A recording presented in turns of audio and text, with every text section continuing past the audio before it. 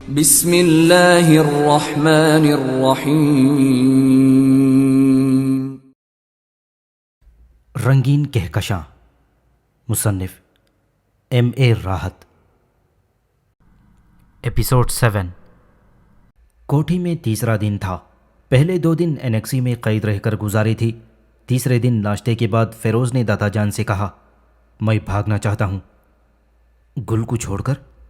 دادا جان نے برجستہ کہا، نہیں، اس کے ساتھ بھاگ جاؤ، لیکن جس طرح شریف بھاگتے ہیں۔ شریف کیسے بھاگتے ہیں؟ اس نے پوچھا۔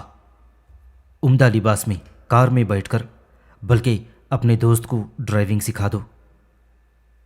اور رقم؟ حسن نے کہا، اور دادا جان نے اپنا پرس نکال کر میرے حوالے کر دیا۔ اتنے میں حسن نے کہا، دادا جان بہت اچھے انسان ہیں، تمہارے سلسلے میں وہ بہت پر امید ہیں، کہتے ہیں کہ ہیرا لگا ہے حسن کے ہاتھ۔ اس نے مجھے ڈرائیونگ سکھانا شروع کر دی۔ بڑا آسان کام تھا یہ، مجھے کوئی مشکل نہیں ہوئی، اور پہلے ہی 1 گھنٹے کے بعد میں نے بڑے اطمینان سے گاڑی چلانا شروع کر دی۔ بس تھوڑی سی جھجک اور گھبراہٹ تھی، جسے حسن جیسا سست آدمی دور کر رہا تھا۔ آدم خان نے مجھے 10 روپے روز کی نوکری پیش کی تھی، اور اس کے بعد جھلا کر کہا تھا کہ شہر میں جا کر پتھر کوٹنا میری تقدیر ہے، اور اس تقدیر کو میں بدل نہیں سکتا۔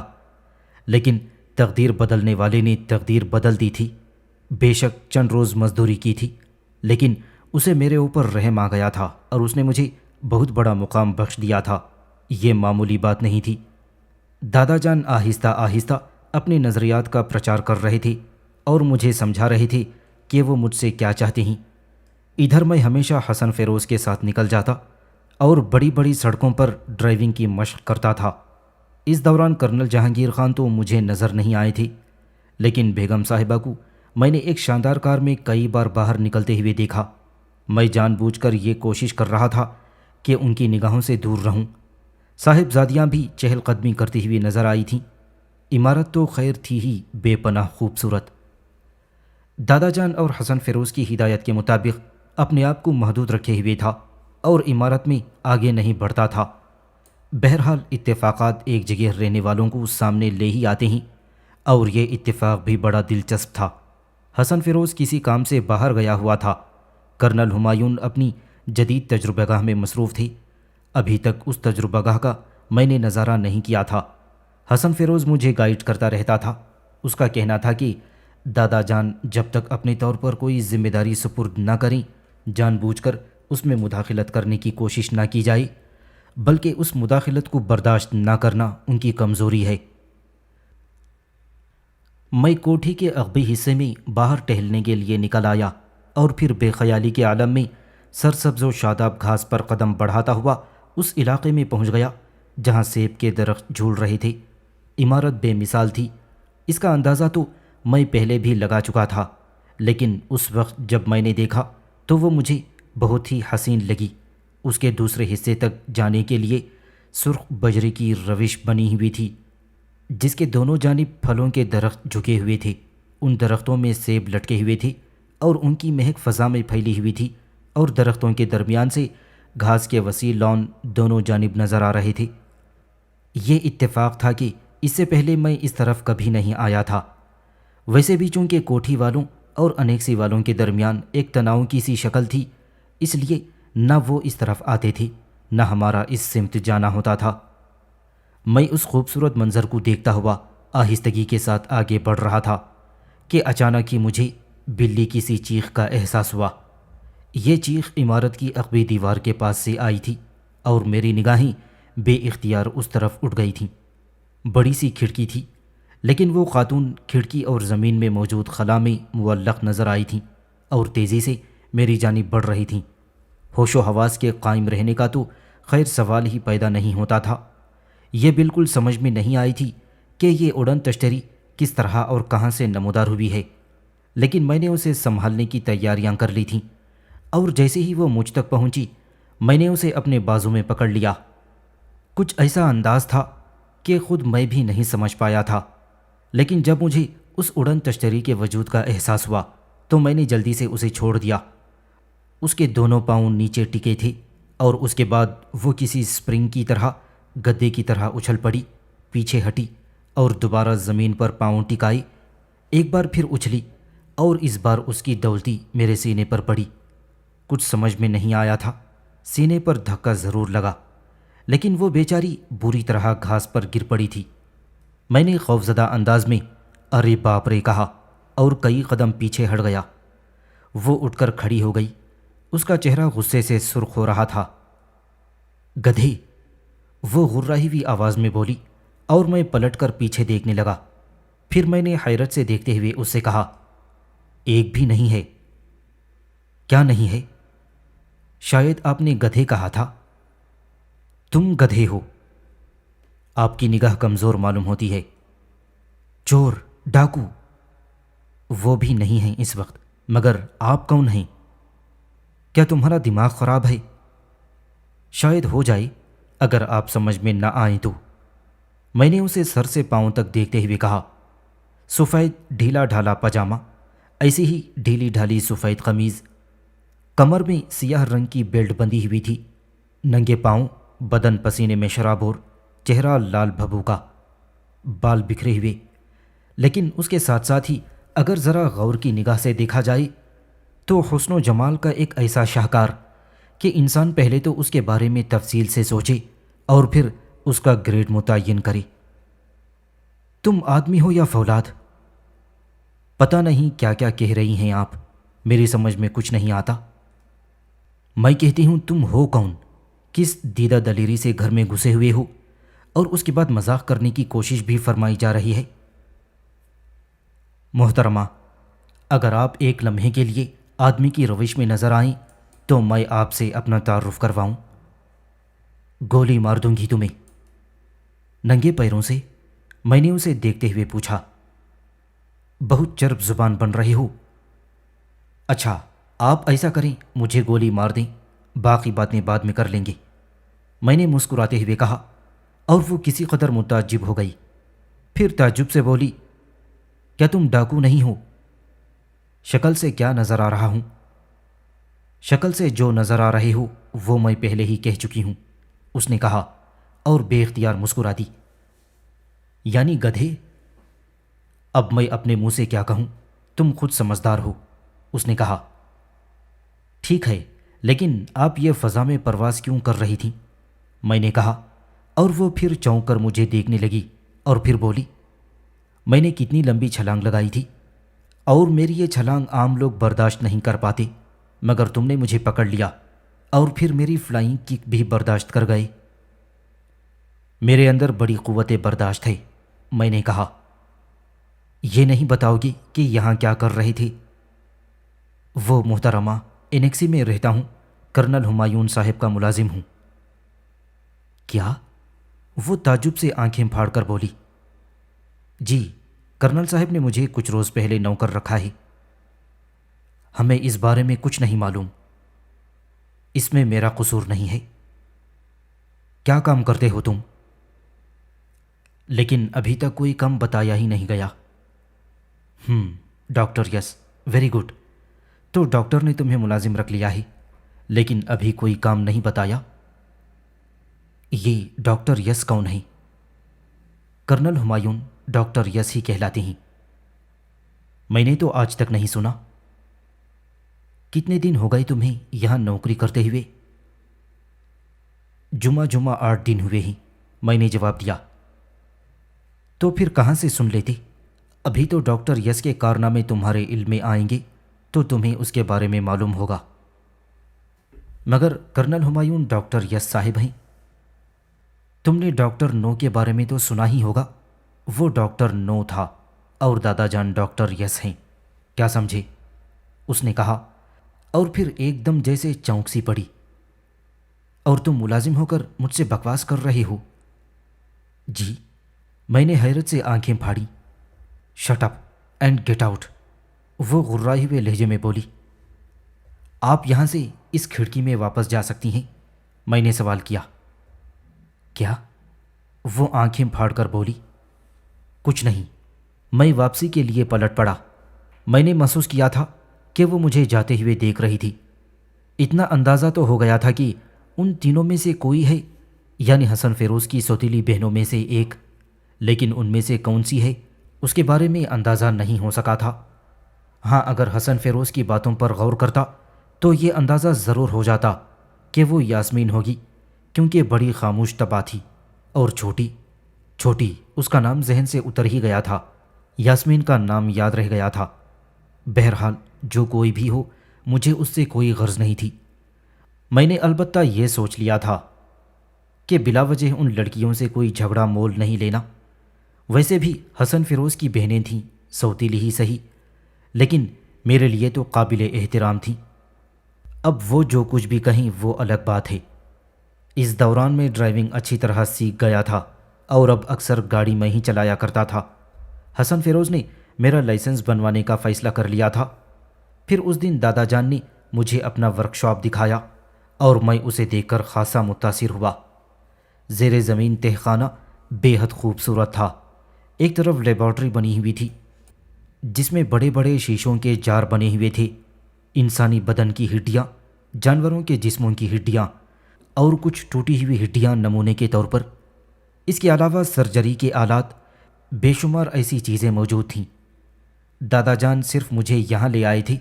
حسن فیروز آج کل یہیں رہ رہا تھا اور دادا جان اس پر بے حد خوش تھے کہ میری وجہ سے وہ بقول ان کے آدمی بنتا جا رہا ہے۔ پھر دادا جان کہنے لگے، بہت دن سے میں نے کوئی تجربہ نہیں کیا، کبھی کبھی ہم سڑکوں سے فقیروں کو اغوا کر لیتے ہیں، ایسے فقیر جو واقعی معذور ہوں۔ ویسے تو وہ بڑے چیختے چلاتے آتے ہیں اور بہت شور مچاتے ہیں، لیکن بعد میں جب اپنے پیروں پر چل کر جایا کرتے ہیں تو دعائیں ہی دیتے ہیں۔ یہ انسان کی فطرت ہے، لیکن ان کا مسئلہ کچھ اور بھی ہے۔ وہ کیا سر؟ میں نے سوال کیا۔ یہ فقیروں کا مسئلہ بھی عجیب ہے۔ ان میں سے بعض قدرتی طور پر معذور نہیں ہوتے، لیکن ان کے ٹھیکیدار انہیں بچپن سے ہی معذور کر دیتے ہیں، ہاتھ پاؤں توڑ دیتے ہیں تاکہ بھیک مانگنے میں آسانی ہو۔ اوہ میرے خدا، دنیا کے بارے میں جتنا معلوم کرتے چلے جاؤ معلومات ہو جاتی ہیں۔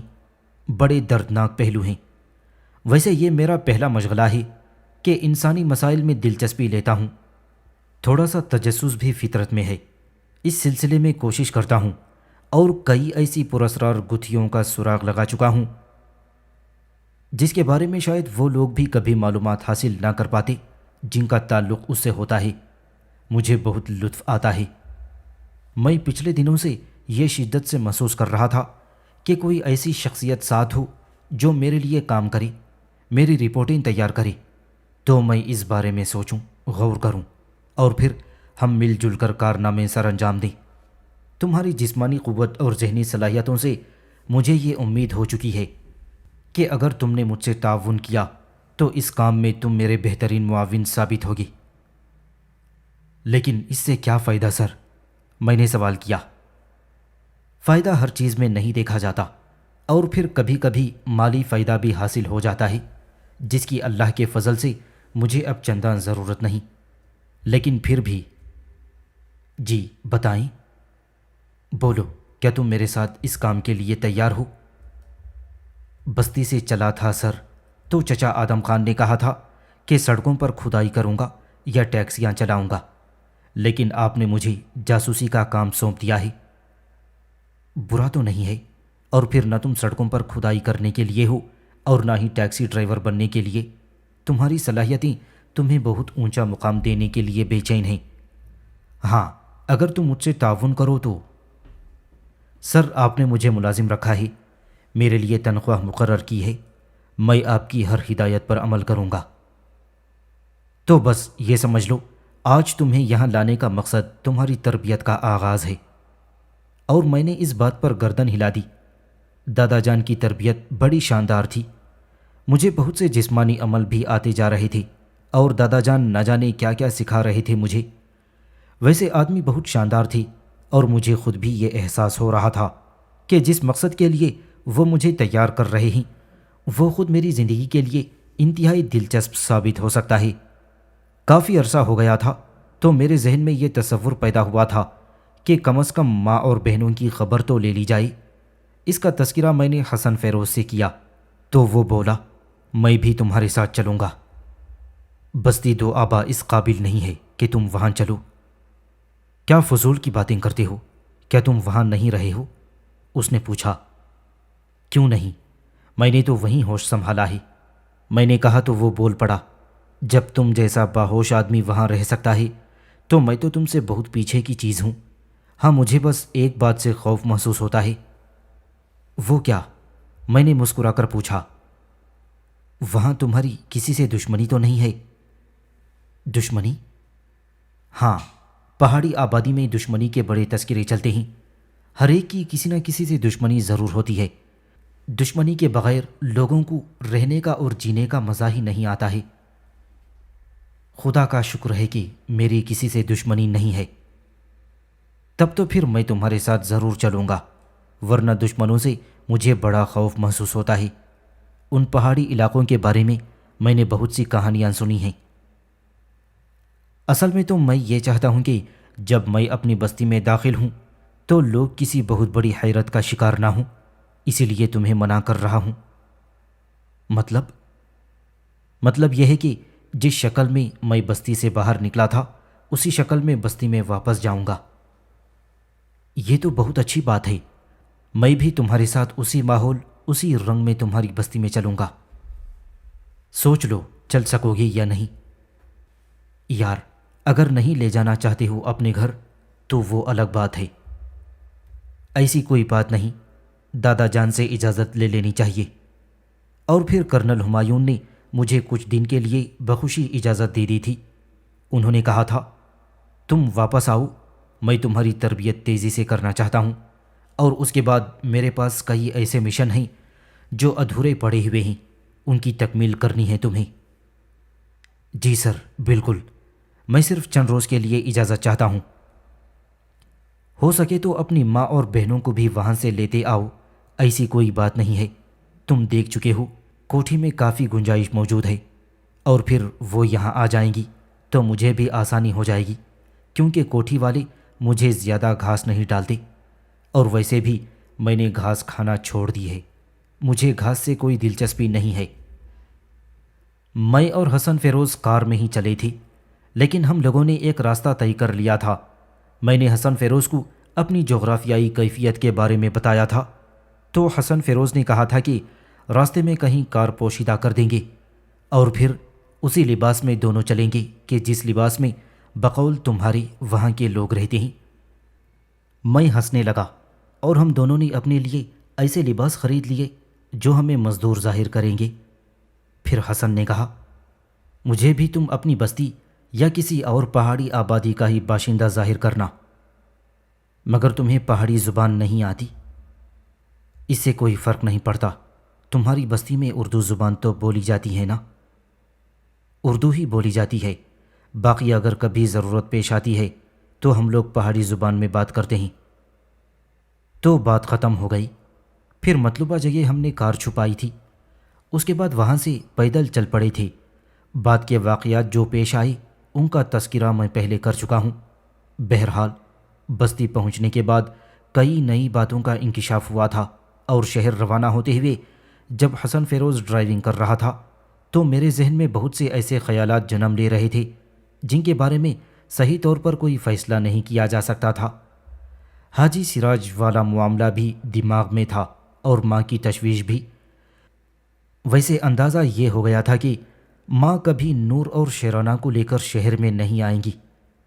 کچھ روایتیں ہوتی ہیں انسانوں کی، اور بہرحال ماں کی زندگی میں اسے مجبور نہیں کر سکتا تھا کہ ان روایتوں کو توڑ دے۔ ہم کوٹھی واپس آ گئے۔ کرنل ہمایون نے مجھ سے میری ماں اور بہنوں کے بارے میں سوالات کیے تو میں نے انہیں ساری تفصیل بتا دی۔ تب انہوں نے کہا، ٹھیک ہے، روایتی قسم کے لوگ روایتوں کو نہیں توڑتے، اور بہرحال اس سلسلے میں کم از کم یہ لوگ مستقل مزاج ہوتے ہیں۔ تم بھی جہاں تک میرا خیال ہے اپنی ماں کو اس کے لیے مجبور نہیں کر پاؤ گے کہ وہ اپنی بستی چھوڑ دے، لیکن بہرحال تم ان کی پوری خبر گیری کرتے رہو، اور خبردار انہیں کسی قسم کی تکلیف نہ ہونے پائے۔ یہ میری خاص ہدایت ہے تمہیں۔ جی سر، میں نے مہذب لہجے میں کہا۔ کوٹھی والوں کا رویہ واقعی بہت اجنبی تھا۔ دادا جان تک کو نظر انداز کر رکھا تھا انہوں نے۔ ہاں بس کبھی کبھی کرنل جہانگیر جب مناسب سمجھتے تو دادا جان سے ملاقات کر لیا کرتی تھی۔ میرے یہاں آنے کے بعد پہلی بار میرے سامنے ان کی ملاقات ہوئی تھی۔ کرنل جہانگیر خود یہاں آئے تھے، اور اتفاق کی بات یہ ہے کہ سب سے پہلے میں ہی سامنے آیا تھا۔ پہلی بار میرا اور ان کا سامنا ہوا تھا، جبکہ میں انہیں دور سے کئی بار دیکھ چکا تھا۔ وہ چونک کر ٹھٹک گئے، رخسار کھجاتے رہے اور پھر آہستگی سے بولے، حسن تو نہیں ہو تم؟ نہیں سر، میرا نام گل مراد ہے۔ یہاں کیا کر رہے ہو؟ نوکری، میں نے جواب دیا۔ حسن کہاں ہیں؟ پتہ نہیں سر۔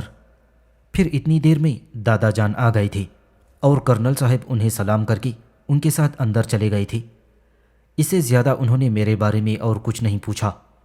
ویسے شخصیت واقعی شاندار تھی۔ میں نے انہیں قربت سے پہلی بار دیکھا تھا، لیکن ان کے سوال نے مجھے حیرت زدہ کر دیا تھا۔ انہوں نے مجھ سے کہا تھا کہ میں حسن تو نہیں ہوں۔ کیا باپ بیٹے کے درمیان اتنی خلیج حائل ہو گئی ہے کہ باپ کسی اجنبی شکل کو دیکھ کر سوچتا ہے کہ وہ اس کا بیٹا تو نہیں؟ اگر ایسا ہے تو اس سے زیادہ افسوسناک بات اور کوئی نہیں ہو سکتی۔ یہ بھی شکر تھا کہ حسن بیٹا اس وقت یہاں موجود نہیں تھا۔ کرنل جہانگیر بہت دیر تک کرنل ہمایون کے پاس رہا۔ میرے دل میں کئی بار خیال آیا کہ ان کے درمیان ہونے والی گفتگو سنوں، لیکن یہ ہر طرح غلط تھا، غیر اخلاقی بھی اور میرے لیے خطرناک بھی۔ بہت دیر کے بعد کرنل جہانگیر اندرونی کمرے سے نمودار ہوا اور میری طرف توجہ دیے بغیر آگے بڑھ گیا۔ بہرحال میں مؤدب کھڑا رہا، یوں لگا جیسے کرنل نے مجھے دیکھا ہی نہ ہو۔ لیکن 2 قدم کے قریب پہنچ کر وہ رکا، پلٹ کر مجھے دیکھا اور پھر قریب آنے کا اشارہ کیا تو میں جلدی سے آگے بڑھ گیا۔ کون ہو؟ اس نے پوچھا۔ گل مراد۔ فوج میں ہو؟ نہیں۔ کیوں؟ کرنل جہانگیر نے پوچھا۔ موقع نہیں ملا، میں نے جواب دیا۔ کرنل جہانگیر ایک جھٹکے سے واپس گھوما اور تیز قدموں سے باہر چلا گیا۔ میرے لیے سر کھجانے کے علاوہ اور کوئی چارہ کار نہیں تھا۔ بہرحال مجھے ایک مقام حاصل ہوا تھا۔ دادا جان یعنی کرنل ہمایون بے مثال شخصیت کے مالک تھے، اور آہستہ آہستہ ان کے راز مجھ پر کھلتے جا رہے تھے۔ ابھی یہ تو ممکن نہیں تھا کہ میں ساری تفصیلات جان لیتا، لیکن اپنی خداداد ذہانت سے کام لے کر مجھے جو تھوڑی بہت معلومات حاصل ہوئی تھیں وہ یہ تھیں کہ ایک ریٹائرڈ فوجی کی حیثیت سے ہی نہیں، بلکہ شاید ریٹائرڈ ہونے کے بعد کرنل ہمایون نے اس حیثیت سے بھی بہت سے ملکی اور غیر ملکی معاملات اپنے سر لے رکھے تھے۔ اب چونکہ میری رسائی کرنل کی خفیہ ورکشاپ تک ہو گئی تھی، تو آہستہ آہستہ مجھ پر یہ انکشافات ہوتے چلے جا رہے تھے کہ یہ ورکشاپ واقعی انتہائی غیر معمولی نوعیت کی حامل ہے۔ یہاں جو کچھ ہے وہ آسانی سے نہیں سمجھا جا سکتا۔ کرنل کے پاس برقی مشینیں تھیں، ٹیلی پرنٹر تھے، کمپیوٹرز تھے جن پر پیغامات موصول ہوتے رہتے تھے۔ یہ پیغامات عموماً کرنل ہی موصول کیا کرتا، اور اس کے لیے اس نے خفیہ فائلیں بنا رکھی تھیں، اور یہ خفیہ فائلیں ایسی تجوریوں میں رکھی جاتی تھیں جو الیکٹرک تھیں اور جنہیں کھولنا آسان بات نہیں تھی۔ یوں محسوس ہوتا تھا جیسے کرنل کے رابطے دنیا کے بہت سے ملکوں سے ہوں۔ جہاں تک کرنل کی شخصیت کا تعلق تھا تو پہلی بات تو یہ تھی کہ کوئی فوجی کبھی وطن کا غدار نہیں ہوتا۔ دوسری بات، خود کرنل کی اپنی شخصیت جس میں شرافت کے ایسے ایسے پہلو نمایاں تھے کہ انسان کو اس کی ذات پر اعتماد ہو جائے۔ چنانچہ اس خدشے کو تو ذہن میں لانا ہی حماقت تھی کہ کرنل کوئی اینٹی اسٹیٹ شخصیت ہو سکتی ہے۔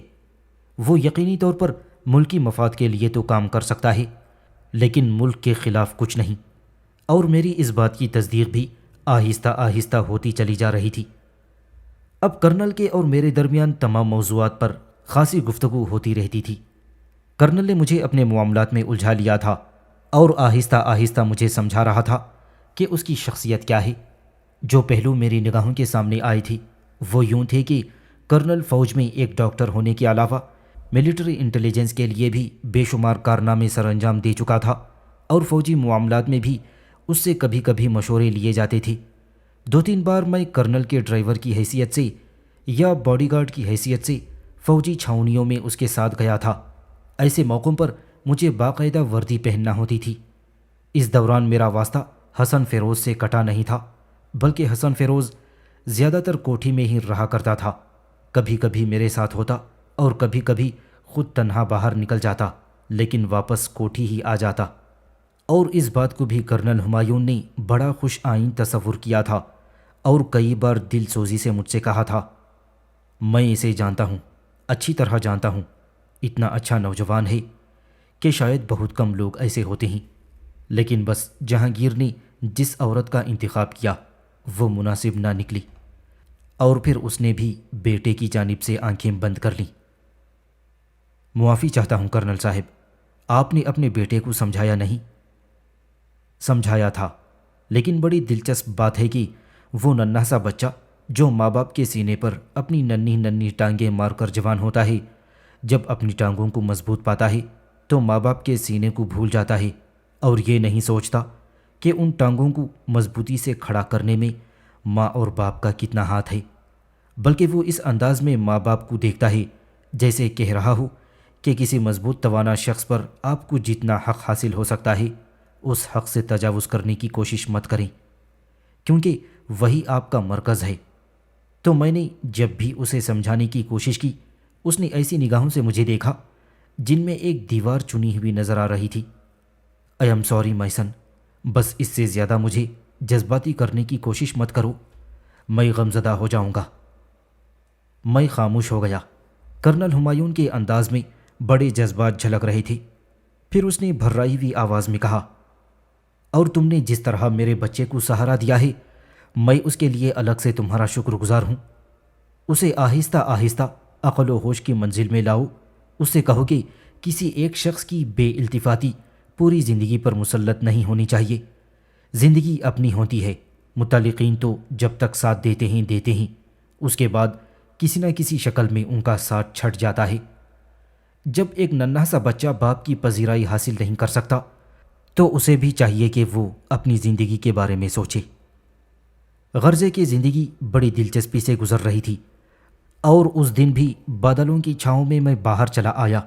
حسن فیروز حسب معمول آوارہ گردی کے لیے باہر چلا گیا تھا، اور کرنل ہمایون مجھے اطلاع دیے بغیر ورکشاپ میں چلے گئے تھے۔ یہ ایسے لمحات کی بات ہوتی تھی جب وہ خصوصی طور سے پیغامات وصول کیا کرتے تھے اور میری ضرورت انہیں نہیں ہوتی تھی، سو میں ٹہلتا ہوا باہر چلا آیا۔ سامعین سے گزارش کی جاتی ہے کہ ہمارے سارے چینلز ایلیکونٹ ادب ایکسٹراز، سوارڈ آف حق چینل اور اتحاد الانصار چینل میں جن آڈیو بکس اور سیریز کو مکمل کیا جا چکا ہے، ان سب کا مطالعہ ہمارے پلے لسٹ سیکشن سے کریں، اور ان آڈیو بکس اور سیریز کو آپ اپنے دوست و احباب میں شیئر کرتے رہیں، اور ہمارے سوشل میڈیا پلیٹ فارمز کے لنکس ڈسکرپشن میں دیے گئے ہیں۔ ہمیں سبسکرائب اور فالو ضرور کریں۔ جزاک اللہ۔